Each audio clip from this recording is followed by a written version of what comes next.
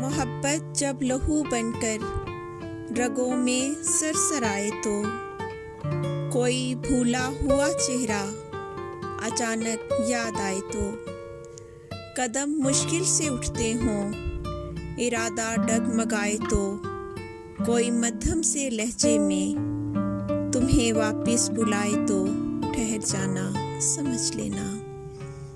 क्या वापस पलटने का सफर आगाज होता है? कभी तन्हाइयों का दर्द आंखों में समाए तो कोई लम्हा गुज़श्ता चाहतों का जब सताए तो किसी की याद में रोना तुम्हें भी खून रुलाए तो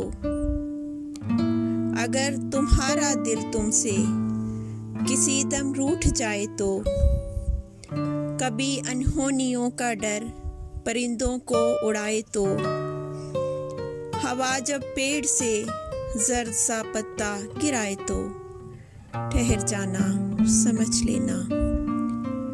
क्या वापिस पलटने का सफर आगाज होता है।